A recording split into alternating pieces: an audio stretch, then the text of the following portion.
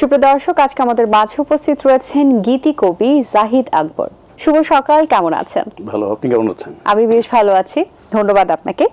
আপনার রিসেন্টলি বেশ কিছু কাজ জনপ্রিয়তা পেয়েছে এবং কাজগুলো এত ভালো হয়েছে, তার মধ্যে যদি অন্যতম বলি প্রিয়তমা, রাজকুমার সিনেমাতে আপনার যে গানগুলো জনপ্রিয়তা পেয়েছে দর্শকদের কাছে, এত ভালো লাগার একটি জায়গা, সবকিছু মিলিয়ে ওভারঅল এক্সপিরিয়েন্স এবং কাজ শুরু থেকে এখন পর্যন্ত দর্শকদের ভালোবাসা পাওয়া থেকে অনুভূতি কেমন? অনুভূতি কি, সাকিব খানের ছবিতে যে জিনিসটা হয় কি, সাকিব খানের কারণেই এই গানগুলো খুব দ্রুত ছড়িয়ে হিট হয়ে যায় এবং এই গানটা যদি অন্য কোনো নায়কের লিপে থাকে তাহলে মানে খুব বেশি মানুষের কাছে পৌঁছায় না। এবং আমার একটা দীর্ঘ বিরতির পর সাকিব খানের ছবিতে আমি গান লিখেছিলাম, সেটা হলো লিডার আমি বাংলাদেশের সুরমা সুরমা গানটা। এবং এই সুরমা সুরমা গানটা তাৎক্ষণিক মানে কয়েকদিনেই কয়েক মিলিয়ন হয়ে গেছিল। এবং তারপরেই সাকিব খানের সিনেমা হিমেল আশরাফের প্রিয়তমায় আমি গান লিখলাম গভীরে নামে, তারপর রাজকুমারে একটা গান লিখলাম নিশানা নামে।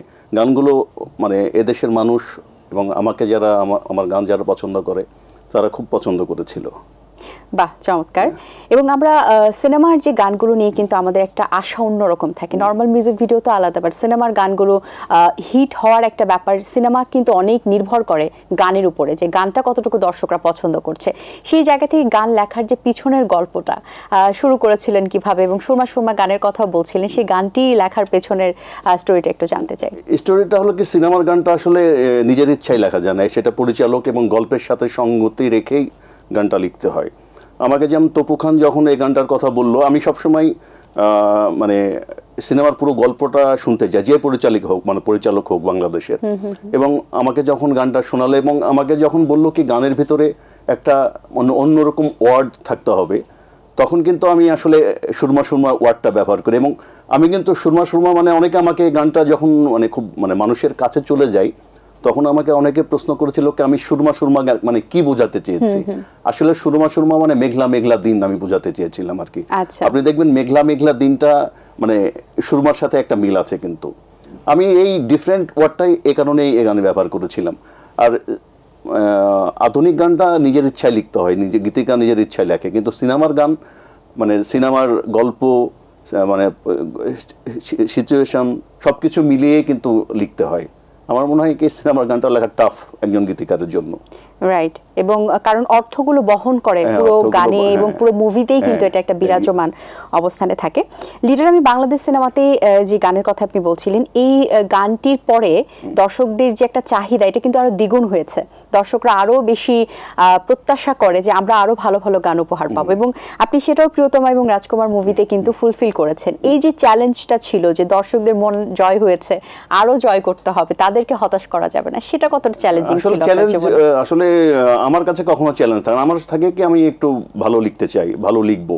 যেমন আমি এখন যদি পেছনে ফিরে যাই, মোহাম্মদ মুস্তফা কামাল রাজের ডুব মানে প্রজাপতি সিনেমার ডুব গানটা যখন আমি লিখি, এই গানটা কিন্তু সে সময় কিন্তু প্রচুর মানে আজ থেকে 12-13 বছর আগে এই গানটা কিন্তু অনেক মানুষই শুনেছিল। এবং আমার সবসময় এই চ্যালেঞ্জিং জিনিসগুলোই আমার পছন্দ হয় আর কি, মানে ভালো লাগে এবং চ্যালেঞ্জ নিতেও আমার ভালো লাগে আর কি। আচ্ছা, চমৎকার। সিনেমার বাইরে আর কোন কোন শিল্পীদের জন্য আপনি গান লিখেছেন? আমি বাংলাদেশের সব শিল্পীর সাথে কাজ করেছি এবং আমাকে গান লেখার সুযোগ করে দিয়েছিলেন আয়ুব বাচ্চু। এবং আয়ুব বাচ্চুর যে প্রথম মানে আমি আয়ুব বাচ্চুর অ্যালবামে প্রথম টাইটেল গানটা লিখেছিলাম, একা অ্যালবামের একা গানটাই ছিল আমার লেখা।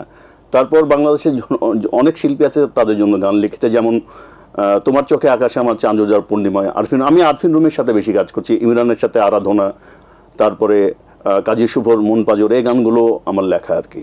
আচ্ছা, এগুলো কি আসলে শিল্পীদের চাহিদা ছিল নাকি আপনার? না, এগুলো আমার নিজের লেখা, এগুলো মানে নিজের ফিলগুলো লেখা, শিল্পীর চাহিদা ছিল না। আচ্ছা, আমরা যদি গানগুলো থেকে একটু বিবেচনা করি, রোমান্টিক গানগুলো কিন্তু আপনি চমৎকার লেখেন এবং রোমান্টিক গানগুলো কিন্তু খুব বেশি দর্শকরা পছন্দ করে এবং আপনার কাছ থেকে আমরা পেয়েছি। ছ্যাঁকা খাওয়া গান কিংবা একটু বিরহের গান কি আসলে আপনার জীবনে আপনি করেছেন কিনা, বা সেগুলো নিয়ে আসলে আগামীতে আমি আসলে লিখতে চাই ছ্যাঁকা খাওয়া গানগুলো, কিন্তু আমাকে সবসময় শিল্পীরা বা যখন কোনো সিনেমায় প্রেমের গান থাকে তখনই কিন্তু আমাকে বলা হয় কি এই গানটা লিখতে হবে, আমি কেন জানি না। আমি আসলে এবং এই কারণে আমি মানে সম্প্রতি একটা সিনেমায় আইটেম গান লিখেছি, সিনেমার নামটা আমি বলা নিষেধ আছে। আমি নিজের উপরে একটা এক্সপেরিমেন্ট করেছি কি আসলে প্রেমের বাইরে আমি মানে অন্য কিছু লিখতে পারি কিনা। গানের যে একটা প্যাটার্ন দেখতে পেরেছি যে এখন তো সবাই একটু ভাইরাল হতেই চায়, এবং স্পেশালি যদি মিউজিক ভিডিওর দিকে আমরা তাকাই, মিউজিক ভিডিওতে অনেক টাকা খরচ করা হয় এবং অনেক ভালোভাবে সিনারিও করে ভিডিও রেডি করা হয়, এবং সিনেমার গানে তো অবশ্যই সেটা বাধ্যতামূলক করতেই হবে দর্শকদের জন্য। তো সেই জায়গা থেকেই যে গানের যে একটা প্যাটার্নের পরিবর্তন আমরা লক্ষ্য করছি, ভাইরাল ট্রেন্ডি, সেখান থেকে কি কখনো মনে হয়েছে কিনা গানের জায়গাটা ক্ষতিগ্রস্ত হচ্ছে কিনা? না, ভাইরালের চিন্তা করলে গান ক্ষতিগ্রস্ত হচ্ছে। এবং আমি কিন্তু কখনোই এটা খুব আমি জোর গলায় আমি কখনো ভাইরালের জন্য গান লিখিনি। আমাকে ধরেন অনেক শিল্পী বলেছে এরকম গান লিখতে হবে, এরকম কথা আমি কিন্তু লিখি নাই। আমি মানে সত্য কথাটা বলি এবং বলার চেষ্টা করি, আমি কখনো শিল্পীর প্রয়োজনে কখনো গান লিখিনি। আমি আমার প্রয়োজনেই গান লিখেছি, আমার যেটা মনে হয়েছে সেটা। এই আধুনিক গানের ক্ষেত্রে বলছি। কিন্তু দেখা গেল কি একটা সিনেমার গান যখন আমাকে গল্প বলে এ ধরনের ভাইরাল কিছু লিখতে বলে, আমি কিন্তু লিখি না। আমি সিনেমা এবং আধুনিক দুই ক্ষেত্রেই কিন্তু আমি আমার ইচ্ছা মতো গান লিখেছি। গানের ক্ষেত্রে যদি আমরা দেখি 80-90 দশকের যে গানগুলো ছিল, যে গানগুলো এখনো আমাদের মনে বাজে, এখনো আমরা শুনি, সেই ধরনের গান কি এখন তৈরি হচ্ছে কিনা? আপনি আপনার জায়গা থেকে যথেষ্ট ভালো গান তৈরি করছেন, আরো আদার্সওয়াইজ যেগুলো আপনার এক্সপিরিয়েন্স থেকে কি বলছেন? আমার মনে হয় কি সবসময় ভালো গান এবং খারাপ গান ছিল। আপনি 70, 80, 90 দশকের যে গানগুলোর কথা বলছেন, সেই গানগুলো কিন্তু এখনো আমরা শুনি, এবং অনেক শ্রোতা এবং দর্শক কিন্তু সে গান শুনে। তখনও কিন্তু অনেক মানে খারাপ বা বাজে শব্দের গান ছিল। আমার মনে হয় এটা যুগে যুগেই থাকবে, এবং যারা এই যুগে যুগে ধরেন এই নতুন মানে প্রযুক্তি নতুন এর সাথে যারা মানে সমন্বয় করতে পারবে, আসলে তারাই টিকে যাবে, আর বাদ বাকি এগুলো হারিয়ে যাবে। গান লেখার পরে, সুর করার পরে, একটা গান রেডি হওয়ার পরে যখন প্লেব্যাক হয় সিনেমাতে, তখন দেখা গেছে এই যে শাকিব খান সুপারস্টার আপনার লেখা গানে লিপসিং করছে, এটা তো একটা বিশাল ব্যাপার। তো সেই জায়গা থেকে কখনো কি মনে হয়েছে যদি শাকিব খান এই গানটি না গাইতেন বা লিপসিং করতেন, তাহলে কি গানের এই পূর্ণতা পেত কিনা? না না, আসলে শাকিব খান বলে কথা না। শাকিব খান বললাম না, শাকিব খান জনপ্রিয় এই কারণে দ্রুত গানটা ছড়িয়ে যায়। একটা ভালো গান লেখার পর একজন গীতিকার মানে যেই হোক, তার ভিতরে একটা ভালো লাগা থাকে। কিন্তু আমি যে বললাম কি শাকিব খানের কারণে গানটা দ্রুত ছড়িয়ে যায়, এটা একটা ভালো লাগা থাকে। কিন্তু মানে নায়ক, আপনার অনুভূতি কেমন কাজ করে? স্বাভাবিকভাবে সুপারস্টার আমার গানের লেখা গানে লিপসিং করছে, একটা অনুভূতি আমার ভালো লাগে, কিন্তু মানে বিশেষ কিছু থাকে না। আচ্ছা, আগামীতে যে কাজগুলো নিয়ে এখন কাজ করছেন, চিন্তা ভাবনা চলছে, সেগুলো সম্পর্কে যদি একটু আমাদের। আমি আমার বন্ধু লুৎফর হাসান সাথে একটা কাজ করলাম। কাজটা করে আমি ঘুড়ি তুমি কার আকাশে ওড়ো, বিখ্যাত শিল্পী আমার বন্ধু। আপনি এত ভালো লিখেন, কখনো মনে হয়নি যে গানেও আপনি গানও গাইবেন? বা না, আমার কখনো মনে হয় না গান। আমার আসলে কবিতা পড়তে ভালো লাগে, এবং আমি প্রচুর কবিতা পড়ি, এবং সবসময় আমি বলি আমি শব্দের আশেপাশে থাকতে চাই। আচ্ছা, কখনো না কখনো তো লেখার মাঝে গান তো গাওয়া হয়েই যায়। না, আমি গুনগুন করে গানও মনে হয় গাই না। মুভি ইন্ডাস্ট্রিতে এই যে এই ধরনের গানগুলো যে দর্শকদের মাঝে বারবার রিপ্রেজেন্ট করা, এই ব্যাপারগুলো কতটা জরুরি বলে আপনি মনে করেন? আমার মনে হয় খুবই বেশি জরুরি। কি সিনেমায় ভালো গান, ভালো কথার গান, ভালো সুরের গান, ভালো গায়কের গান আসা খুবই দরকার। এবং আপনি দেখেন গত কিছুদিন থেকে, শুধু এখন না কিন্তু, সেটা কিন্তু মনপুরা থেকে শুরু হয়েছে কি গান ভালো হলে মানে সিনেমা দেখার প্রতি মানুষের একটা আকর্ষণ তৈরি হয়। এটা কিন্তু যুগে যুগে ছিল। যেমন সম্প্রতি আমার আরেকজন প্রিয় গীতিকার রবিউল ইসলাম জীবনের একটা গান, খুবই কন্যা গানটা খুবই ভাল লাগে। কি ভালো কথা, ভালো সুরের গান যে যখন হিট হয় মানুষ শুনে, তখন কিন্তু ভালো লাগে কি আসলে ভালো কিছু হচ্ছে বা ভালো কিছু হবে আগামীতে আর কি। সো এই যে পথ চলার এতটা জার্নি, এখানে এসে প্রাপ্তির জায়গাটা আপনার কাছে কতটুকু?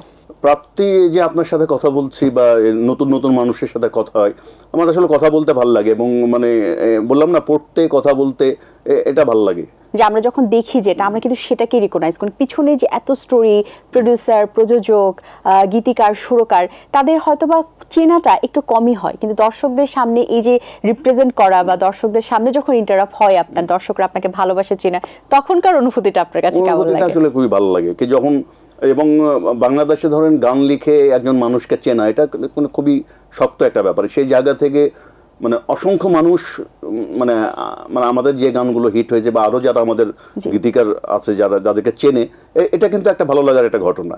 নতুন প্রজন্ম যারা আছেন, যারা ইন্ডাস্ট্রিতে এখন আসছেন, স্পেশালি যদি বলি গানের সাইডে যারা গান লিখছেন কিংবা সুর করছেন, তাদের উদ্দেশ্যে আপনার কি পরামর্শ থাকবে? পরামর্শ এটা সবসময় যেটাকে প্রচুর, যদি একজন গীতিকার হতে চায় তাকে প্রচুর কবিতা পড়তে হবে, প্রচুর ভালো গান শুনতে হবে, এবং সুরকার হতে হলে তাকে প্রচুর ভালো ভালো গান শুনতে হবে, এবং ভালো ভালো সুর, এবং আমাদের আমাদের এ দেশ মানে পৃথিবীর মানে যে দেশেই ভালো শুরু করা আছে তাদের সুর করা গানগুলো শুনতে হবে। আর মনে হয় শোনা পড়া এর চেয়ে মানে ভালো ইয়ে কোথাও নাই আর কি।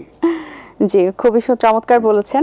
অসংখ্য ধন্যবাদ আপনাকে। ভালো লাগলো আপনার সাথে কথা বলে। অসংখ্য ধন্যবাদ। এবং আমি সবসময় যেটা বলি, পেছনে যারা কাজ করছে ক্যামেরায়, মানে যারা এই স্ক্রিপ্টটা লিখেছে, সবাইকে আমার ধন্যবাদ, ভালোবাসা। ভালো থাকবেন সবাই আর কি। জি, শুভকামনা রইল। ভালো থাকবেন সবসময়। আপনিও ভালো থাকবেন।